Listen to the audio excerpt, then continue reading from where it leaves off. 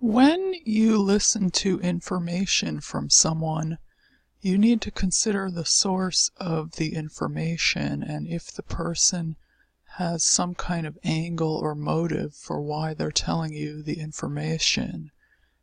Whether that just be from a friend telling you a story or watching a video on the internet, consider the source of who is giving the information and why it is that they're giving you the information. We have to be able to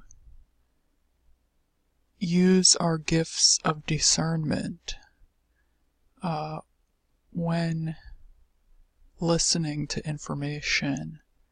Now, psychopaths enjoy inflicting pain and trauma on other people. They enjoy this.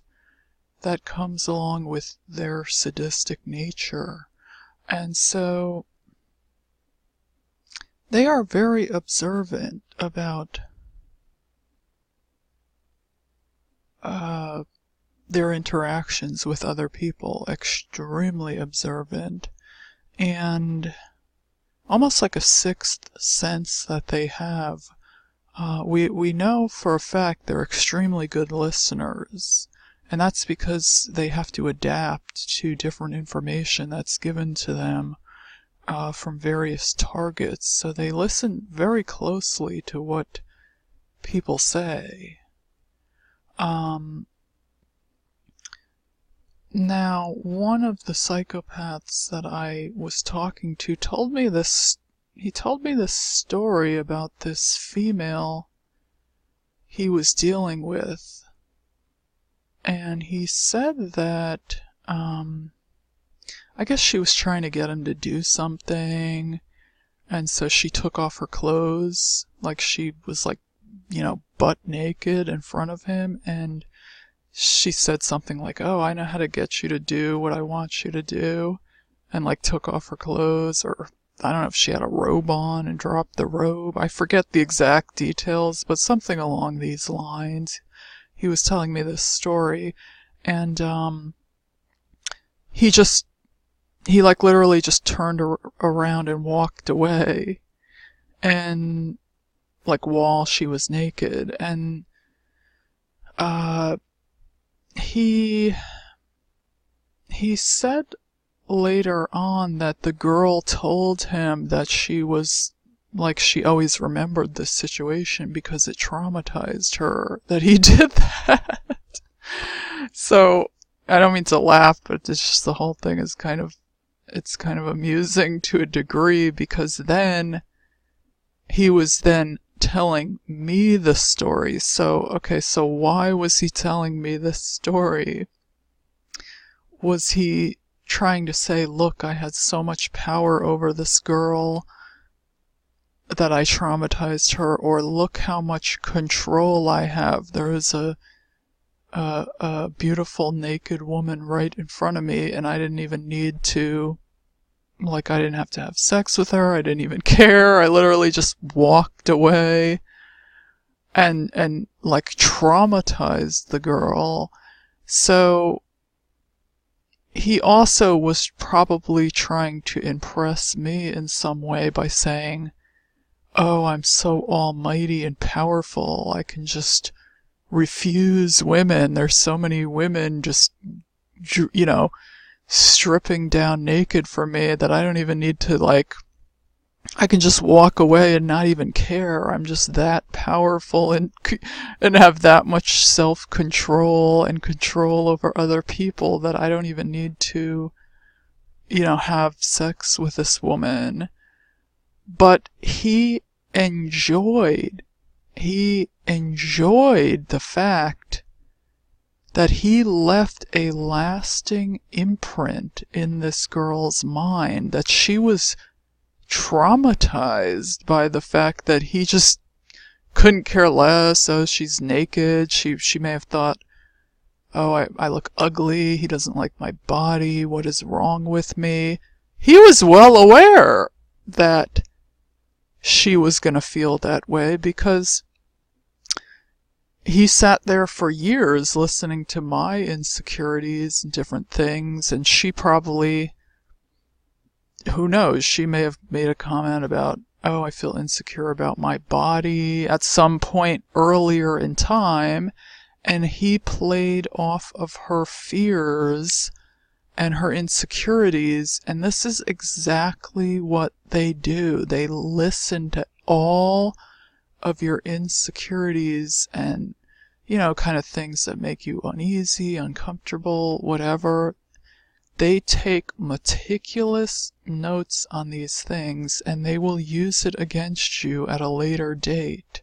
So they enjoy that they have hurt you. When you hurt someone, it leaves a lasting imprint in a person's memory.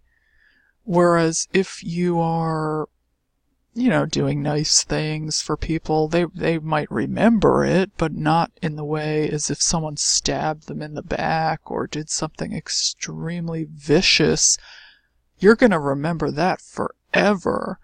So they actually enjoy that they are taking some ownership of your mind. They're taking a small piece of your soul by being able to inflict pain on you. They know that you will never forget the things that they did, and they enjoy inflicting this type of pain and trauma.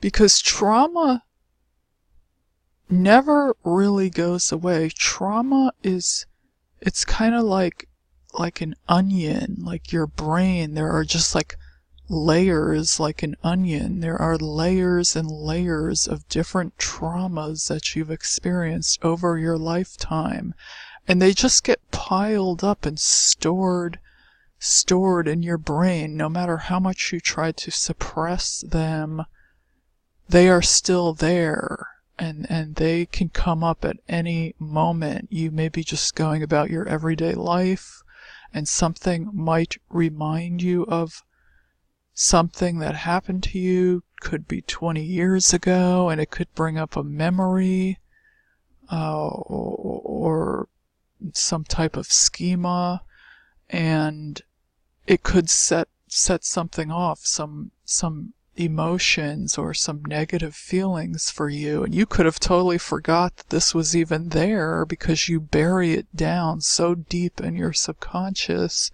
But these things do not go away. They are still there. You can try to numb out these traumas by the way of drugs or other substances, which many people do, which is an inaccurate way of dealing with trauma, but it's just something that people do. If you smoke cigarettes, drink alcohol, do drugs, whatever, people, the pain can be so intense and horrible that you will try anything to just numb out the pain, but that's not the correct way of dealing with it. You have to actually process these emotions and face them completely head on and be like, you know what, this happened to me. This is what it is. I need to heal from this. And taking a substance is only suppressing the feelings and emotions. It is not correcting. It's not giving you any kind of healing for what actually happened. So these traumas, are layers in your brain that are there, and the older you are and the more you've lived, the more years and the more things and the more traumas accrue up in your brain, and you have to face these traumas. You cannot run away from these traumas. They are there. So my point is, these psychopaths are very perceptive in the things that people say and do, and their strengths and weaknesses. Many of them may know more about you than you know about yourself.